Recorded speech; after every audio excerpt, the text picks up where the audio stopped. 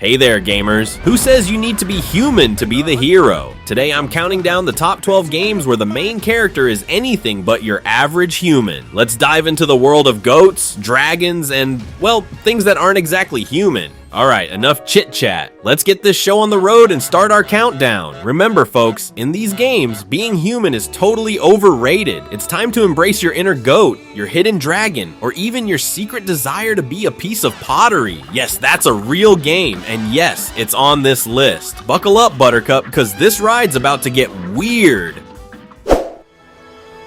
Hey, look at me. Now look over there. See that thing? That tower? You see it? That goat tower? Starting off strong at number 12, I've got Goat Simulator. You guessed it, the main character here is a goat. But not just any goat. This one defies all laws of physics and sanity. Picture this. I'm bounding around an open world map, my goat legs moving in ways that make me question reality itself. One moment I'm munching on grass like any respectable goat would, and the next I'm launching into the air like I've got jetpacks strapped to my hooves. The absurdity is off the charts. I can headbutt anything in sight, a car, a person, even a flaming barrel, and send it flying through the air like confetti at a parade. Every collision sends me into fits of laughter, especially when the physics engine decides to take a vacation and lets chaos reign supreme. I can't help but giggle at the randomness. One moment I'm prancing around on rooftops, the next I'm trying to lick an explosive barrel while dodging an angry mob of villagers. Why? Because why not? Expect situations so ridiculous, you'll wonder if you're the one eating grass.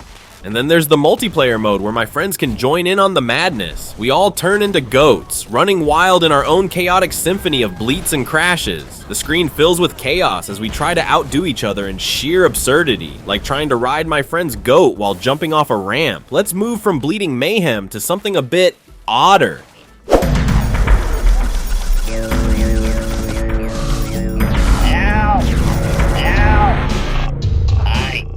Coming in at number 11, Oddworld ABE's Oddysee. Meet Abe, a Mudokon, who's more than just a worker in a factory. He's a revolutionary. And let me tell you, playing as this gangly, big-eyed alien is a trip and a half. I'm running around Rupture Farms, a meat processing plant that puts all those dystopian novels to shame. It's like someone took George Orwell's 1984, threw in some aliens, and said, you know what? Let's make this even weirder. As Abe, I'm sneaking around, trying not to become the next ingredient in Paramite pies. And let me tell you, the stealth mechanics are about as graceful as a drunk giraffe on roller skates. One minute I'm tiptoeing past sleeping sligs. The next, I'm accidentally farting and alerting every guard in a 5-mile radius. It's a tense game of hide and seek where getting caught means becoming ground beef. Literally. But the real kicker? This cult classic has you saving your fellow Mudokons from becoming tomorrow's lunch special. I'm running around frantically trying to rescue my buddies while avoiding meat grinders, saw blades, and trigger-happy sligs. It's like herding cats, if those cats were suicidal and had the survival instincts of a lemming. The game's dark humor hits you like a sack of scraps. One moment I'm chanting to open a portal. The next, I'm watching my Mudokon pals get zapped into oblivion because I messed up the timing. It's a constant roller coaster of oh no and oh yes moments, punctuated by Abe's iconic hello and follow me that I find myself mimicking even when I'm not playing. And don't get me started on possessing enemies. There's something hilarious about taking control of a slig and making it moonwalk off a cliff. It's like the universe's most morbid puppet show, and I'm the puppeteer with a twisted sense of humor. Speaking of saving the day, how about doing it as a dragon?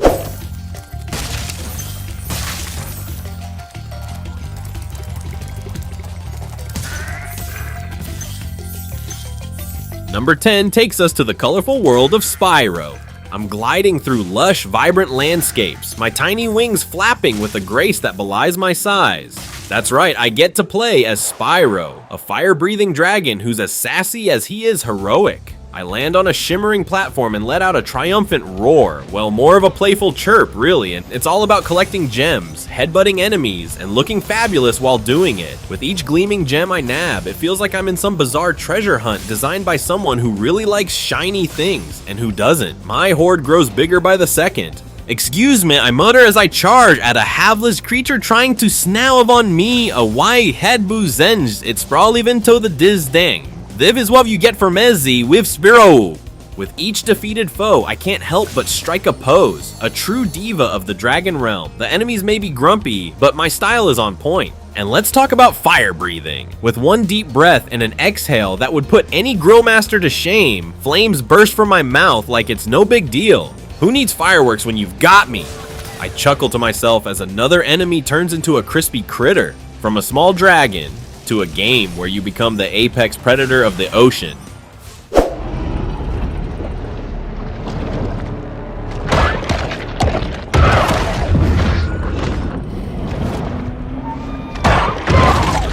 At number 9, we have Maneater. Oh boy, buckle up folks, because this one's a real splash. You play as a shark, yes, a literal man-eating shark. It's part RPG, part Jaws simulator, and all about chomping your way to the top of the food chain, just when you thought it was safe to go back in the water. I dive into the murky depths, my sleek shark body gliding effortlessly through the waves. The controller vibrates in my hands as I lock onto my first victim, a hapless fish just minding its own business. Poor little guy never saw me coming. Sorry, buddy, I mutter as I chomp down, but a shark's gotta eat. As I swim around, I can't help but feel like the ultimate badass of the sea. I'm terrorizing beachgoers, leaping out of the water to snag unsuspecting humans off their boats, and generally causing mayhem wherever I go. It's like Grand Theft Auto, but with fins. Who's the apex predator now? I cackle as I send a jet ski flying with a well-timed tail whip. The best part, I get to evolve my shark, turning it into a mutant killing machine. I'm talking bone armor, electric teeth, and even shadow powers. It's like Shark Week met a radioactive accident, and I'm loving every minute of it. Oh, you think your boat's safe? I taunt as I leap out of the water, jaws wide open. Think again, landlubber. The game's narrator, voiced by Chris Parnell, keeps me in stitches with his dry commentary on my underwater rampage. It's like having a snarky nature documentary playing while I'm busy turning the ocean into my personal buffet. Now let's switch gears to a post-apocalyptic world with a mysterious drifter.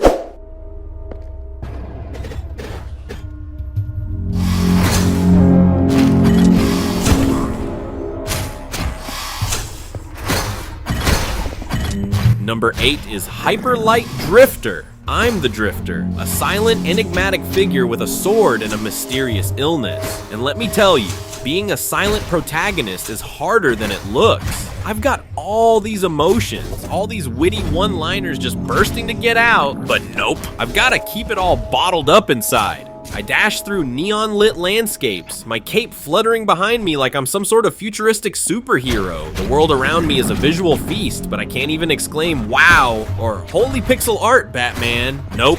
I've got to keep my cool, mysterious vibe going. My trusty sword slices through enemies like a hot knife through digital butter. I'm pulling off moves that would make even the most seasoned action star jealous. But can I let out a triumphant booyah after a particularly impressive combo? Of course not. I just have to stand there, looking stoic and brooding. And don't get me started on this mysterious illness. I'm coughing up pixels left and right, but can I complain about it? Nope, no, I need a space doctor, or anyone got some futuristic cough syrup? For me, I just have to soldier on, looking cool while probably dying inside. But you know what? This game proves you don't need dialogue to tell a gripping story. Just a lot of style and a really cool sword. Who needs words when you can communicate through epic sword slashes and stylish dashes? I mean, sure, sometimes I wish I could ask for directions. There I am, lost in a maze of neon corridors, and all I can do is stare intensely at PCs, hoping they'll get the hint. It's like the world's most high-stakes game of charades. And don't even get me started on boss fights. There I am, facing down some monstrosity that looks like it crawled out of a geometry textbook's worst nightmare. And all I can do is, fight it. No witty pre-battle banter, no victory quips. Just me, my sword, and a whole lot of unspoken frustration. But hey, who needs words when you've got style? I may be silent, but my neon trail speaks volumes. It's saying, look out world. Here comes the Drifter, master of the silent treatment and king of looking cool while probably being very, very lost. From silent drifters to cup-headed heroes.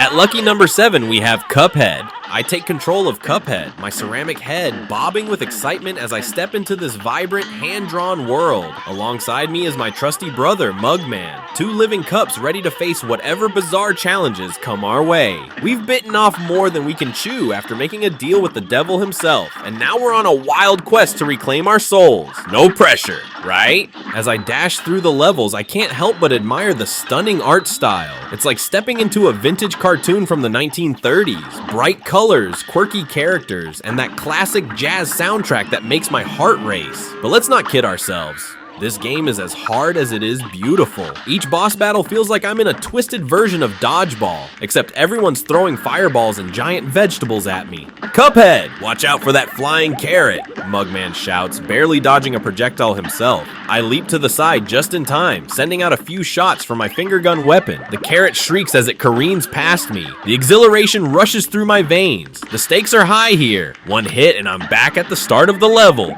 The chaotic battles become an addictive dance.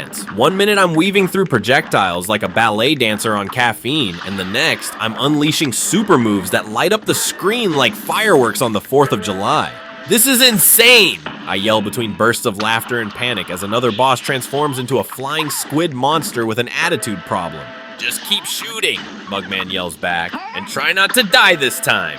I chuckle nervously, easier said than done when you're facing off against some seriously twisted foes. From giant flowers spewing tears to over-the-top roller coaster rides filled with danger around every corner, each level tests my reflexes and patience. But after every defeat, I can't resist diving back in for another round. The challenge hooks me like a caffeine addiction. No matter how many times I fall short, there's always that promise of victory just around the corner. Next, we're shifting into the futuristic world of Ratchet and Clank.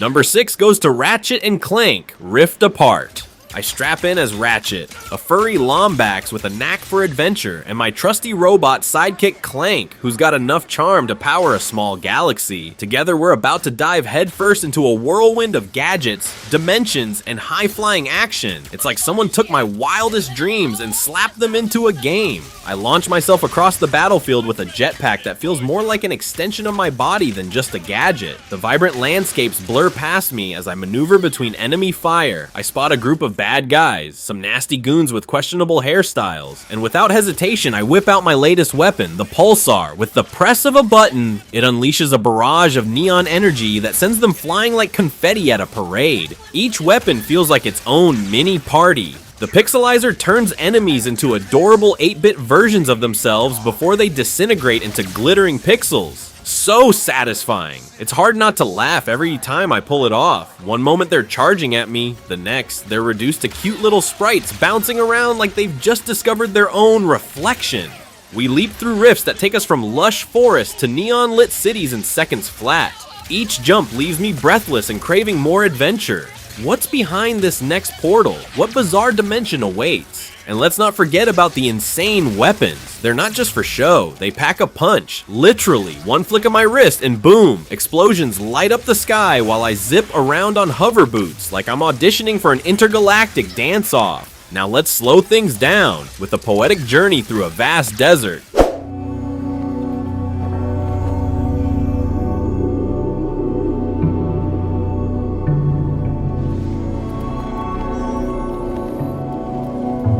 Taking the number 5 spot is Journey. I'm a nameless traveler, gliding through endless sand dunes and ancient ruins. My scarf flows behind me like a banner of adventure, shimmering in the golden sunlight. The world around me feels vast and open, a mesmerizing landscape where every grain of sand tells a story. With each step, I leave footprints in the soft desert floor, but they quickly vanish, swallowed by the shifting sands. I gaze up at the colossal mountains in the distance, their peaks kissed by wispy clouds. It's serene, like walking through a painting that's alive and breathing. I reach a towering ruin, its walls etched with symbols long forgotten. I can't help but feel a connection to this place, as if it's whispering secrets from another time. I let out a joyful trill, my only means of communication in this quiet world, and watch as my sound echoes off the stone. Seriously? Is this not Instagrammable? I chuckle to myself, my eyes darting around like a kid in a candy store. The colors are so vibrant. Yeah, I fight the urge to screenshot every frame. If I had pockets, I'd be filling them with snapshots. I leap into the air, gliding down with effortless grace. My scarf flutters behind me like an excited puppy chasing after its owner. There's no rush here, just me and the rhythm of the wind. Every moment feels like a meditative dance with nature itself. As I glide through canyons and over hills, another traveler appears on the horizon, a fellow wanderer draped in similar garb. We share an unspoken bond as we traverse this stunning landscape together. It's not about words, it's about feeling connected without ever needing to speak. Suddenly my tranquility shatters as I stumble upon what can only be described as chaotic goose mayhem.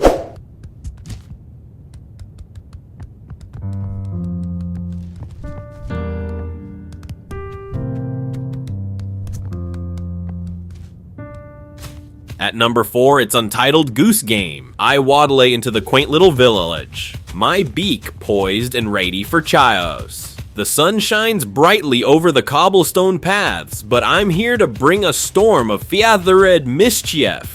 My goal, create mayhem while wearing the cutest little honking face imaginable. First up, I spot a gardener tending to his precious flower beds. He's so focused on his pruning that he doesn't even notice me sneaking up behind him. With a mischievous glint in my eye, I stretch my wings and let out a triumphant honk that could wake the dead. What? Hey, get out of here, he yells, flailing his arms like a windmill caught in a hurricane. I cackle with glee as I scamper away, flapping my wings and waddling in circles like I own the place. There's something oddly satisfying about being a goose, a creature that exists solely to mess with humans and their mundane lives. Next on my agenda, stealing the gardener's hat. I dart into his path as he chases after me, laughing at how ridiculous he looks, sprinting after a feathered menace. I snag the hat and toss it around like it's my favorite toy, enjoying every moment of this absurd game of chase. Come back with that, he shouts, exasperated, but I'm already off to bigger and better things, like ruining someone's picnic. A couple sits by the pond, blissfully unaware of the impending disaster. I strut over, puffing out my chest with pride. Time for some real honking action. With a few well-timed squawks, I send their sandwiches flying and watch them scramble in disbelief. The bread flies through the air like confetti at a parade, and they're left staring at each other in shock. Is this goose serious? One of them exclaims as they attempt to gather their belongings while keeping an eye on me. Absolutely, I think to myself with delight. Who knew being a goose could be so liberating? Ever wanted to ruin someone's day by honking at them? This is your chance. Chaos has never been so adorable. And just when you think it can't get any better, next up we have a little fox with a big adventure.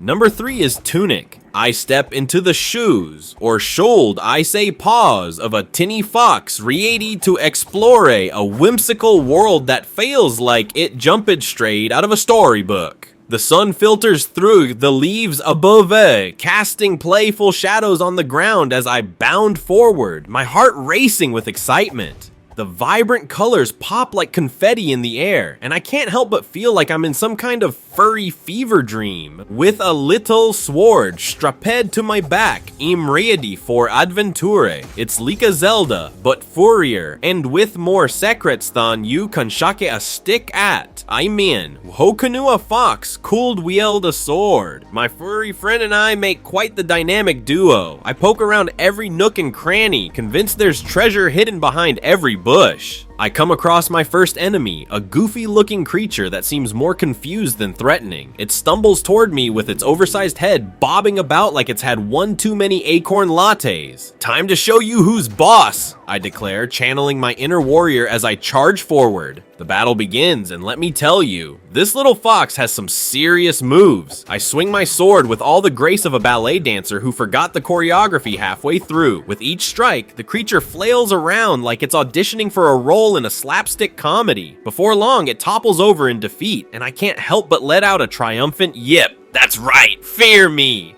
But it doesn't take long before reality hits me. This isn't just about swinging swords and slaying silly creatures. The puzzles begin to emerge like mushrooms after a rainstorm. Each one feels like a riddle wrapped in an enigma, sprinkled with just enough confusion to make me question my sanity. With each solved puzzle comes new areas to explore, hidden caves filled with glowing crystals that pulse with energy, and enchanted forests where trees seem to whisper secrets among themselves. The sense of discovery keeps me on my toes. Every corner hides something new, whether it's an ancient artifact or just another quirky creature giving me side-eye. And oh boy, let's talk about those collectibles! As if this game wasn't cute enough already, there are shiny little trinkets scattered throughout the land that practically beg to be picked up. Each time I snag one, it feels like winning a prize at a carnival, minus the sticky hands and questionable cotton candy choices. Look at me, just call me Treasure Fox, I laugh as I gather yet another shiny bauble from beneath a bush. Who knew being an adventurer could be so rewarding? My little fox self struts around like royalty after each find. There's something about those sparkles that gives me life. But as much fun as collecting treasures is, nothing compares to the moments when the world reveals its deeper mysteries. The moments where silence falls over everything and all you hear is your own heartbeat against the backdrop of nature's symphony. Now, let's dive into a visually stunning forest with a very special spirit.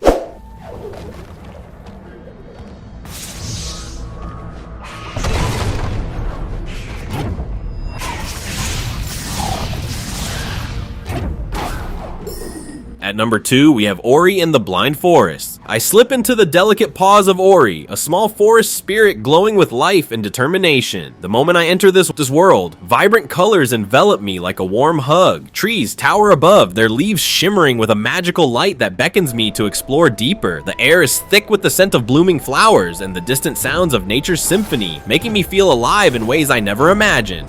My quest is clear: save this enchanting land from a mysterious darkness that threatens to consume it whole. Every jump and glide feels exhilarating as I navigate through lush landscapes and intricate puzzles. I bounce off mushrooms that spring back like they've just had their morning coffee, giggling as I soar through the air. But let's not kid ourselves. This isn't just a pretty picture. The game throws challenges at me faster than my ability to dodge them. One minute I'm dancing through a grove of friendly creatures, and the next I'm sprinting away from a monstrous shadow that looks like it just crawled out of my worst nightmares. Talk about mood swings. Get ready for beautiful visuals and a story that'll tug at your heartstrings harder than a Pixar movie. As I uncover Ori's backstory alongside his journey to save his home, I can't help but feel all the feels, like watching my dog steal my lunch right in front of me. It's equal parts adorable and gut-wrenching. Each new area presents breathtaking landscapes filled with challenges that test my platforming skills. Climbing massive trees or swimming through sparkling waters becomes second nature as Ori's agility shines brighter than any star in the night sky. And those moments when Ori meets new friends, heartwarming enough to make even the toughest gamers misty-eyed. As I progress, the emotional weight of each decision lingers in the air, a reminder that every victory comes with sacrifice. Still, every time I unlock a new ability or find a hidden treasure, it feels like Christmas morning, except instead of socks, I'm unwrapping new powers.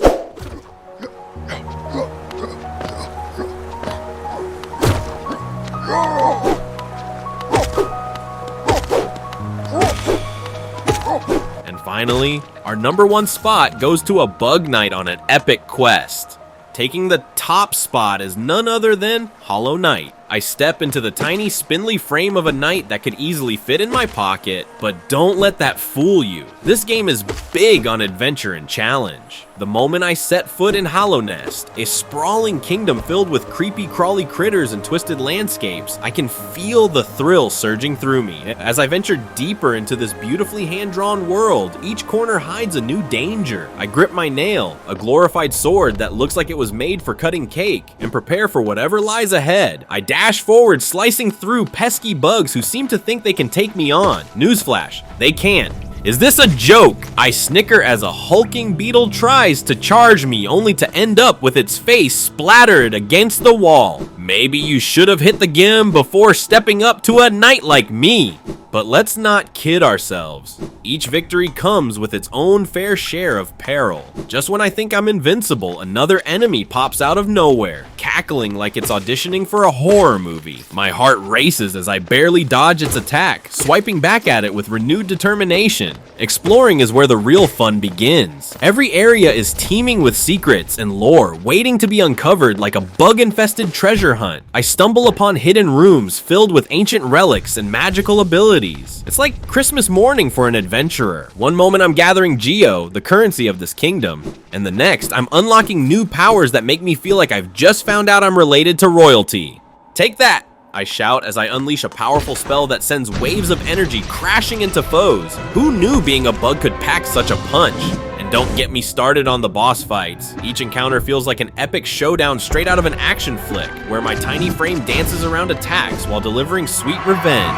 It's exhilarating and slightly terrifying, especially when you realize these bosses have been working out in secret. And there you have it, 12 games where being human is totally overrated. So, from goats and foxes to spirits and knights, I've covered quite the spectrum of non-human heroes. I mean, who knew a little goat could create so much chaos? And that tiny fox, let's be real, he could give any hero a run for their money with his charm and adventure spirit. Then there's Ori, floating gracefully through a world bursting with color and emotion. Every leap feels like pure magic. And don't get me started on that bug knight, talk about serious skills. Each game brings its own flavor of fun, reminding us that you don't need to be human to save the day, or at least cause some delightful mayhem along the way. Who needs humans when you've got characters this awesome? Maybe it's time we all embraced our inner goat or dragon. Seriously, can you imagine? We'd be unstoppable. Picture it, wandering around, honking at everyone like you own the place, or zipping through magical realms without a care in the world. If you enjoyed this list, don't forget to hit that like button. Let me know in the comments if there are any other non-human heroes I should check out. And of course, subscribe for more quirky gaming lists like this. Thanks for watching, and until next time, keep gaming weird.